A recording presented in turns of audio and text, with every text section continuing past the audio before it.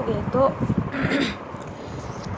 हम unit third, जैसा कि ऑलरेडी हमने इसके कुछ डायमेंशंस डिस्कस किए थे, यूनिट थर्ड का अभी आपको मैं एडी एग्रीगेट टोटल तक यहाँ पर रिवीजन पर्सपेक्ट से ये वीडियो आपको प्रोवाइड कर रही हूँ। एक्चुअली है क्या कि determinants of income and employment, इसकी जो टोटल वेटेज होती है वो 12 मार्क की होती है। बोर्ड में इसके जो टोटल क्वेश्चंस आते हैं वे 12 मार्क्स के आते हैं, तो ये काफ़ी अच्छा वेटेज वाला चैप्टर है और उतना ही क्लमजी है। अगर इसे समझा नहीं गया ढंग से तो इसके जो एनालिटिकल क्वेश्चंस होते हैं वो नहीं कर पाता बच्चा। ठीक है, तो हम जल्दी से इसे सम अप करेंगे। तो एग्रीगेट डिमांड क्या होती है? एग्रीगेट डिमांड क्लास 11th में आपने डिमांड पढ़ी थी। डिमांड एक इंडिविजुअल की होती है, एक सिंगल इंडिविजुअल की। ऐसे ही एग्रीगेटेड डिमांड है, हर एक इंडिविजुअल की कॉमन डिमांड हम मिला दें, पुल करें तो एक जगह पर वो कॉमुलेट आती है, सम अप होकर के आती है, तो उसको हम एग्रीगेट डिमांड कहते हैं। तो it is the total demand of goods and services in the economy. It means total expenditure whatever you are incurring, whatever government is incurring, whatever private institutions are incurring, whatever the demand is being incurred from the rest of the world, all that sum total is being included in this aggregated demand। इसके अंदर government का, हमारा, private institution, बाहर के rest of the world, सबका एक demand का पुल है जो हम टोटल करके रखते हैं।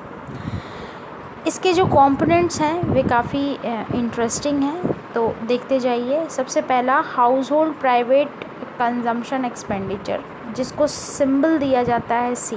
हाउस होल्ड प्राइवेट मीन्स हमारा और आपका कंजम्पशन एक्सपेंडिचर, हम जितनी गुड्स और सर्विसेज के लिए खर्चा करते हैं उसे कहा जाता है। इसके बाद में इन्वेस्टमेंट एक्सपेंडिचर आता है, इसका सिंबल है आई। इसके बाद में गवर्नमेंट एक्सपेंडिचर आता है, इसका सिंबल है जी। नेट एक्सपोर्ट आता है X minus M, means export minus import. हमने एक्सपोर्ट कितना किया और हम इम्पोर्ट कितना करते हैं। तो अब समझिए, हम और आप जब डिमांड क्रिएट करते हैं इकॉनमी में तो उसको सी सिंबल से डिनोट किया जाता है। हम, इसका मतलब हम एक्सपेंडिचर इंकर कर रहे हैं गुड्स और सर्विसेज पर। अगर यही चीज़ कोई प्राइवेट फर्म इंडिविजुअल है वो इनकर कर रहा है तो उसको इन्वेस्टमेंट एक्सपेंडिचर कहा जाता है।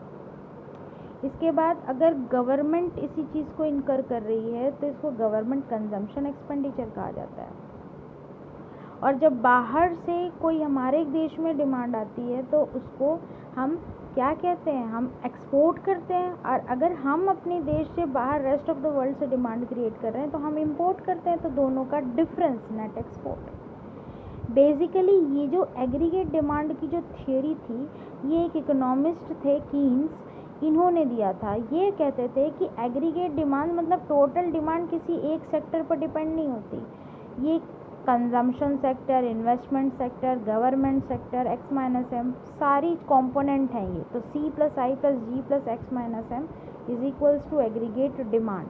बट अभी के पर्सपेक्ट पर हमने क्या स्टडी करना है? Only C plus I means two sector economy. हमें हमेशा अज्यूम करना है कि हम किस सेक्टर इकोनॉमी की बात कर रहे हैं? Two sector economy. एक में आप आते हैं, हम आते हैं, कॉमन इंडिविजुअल, और दूसरे में प्रोडक्शन यूनिट्स आती हैं। प्रोडक्शन यूनिट्स कौन सी होती हैं? प्रोडक्शन यूनिट्स बेटा वो होती हैं जो गुड्स और सर्विसेज को प्रोड्यूस करती हैं।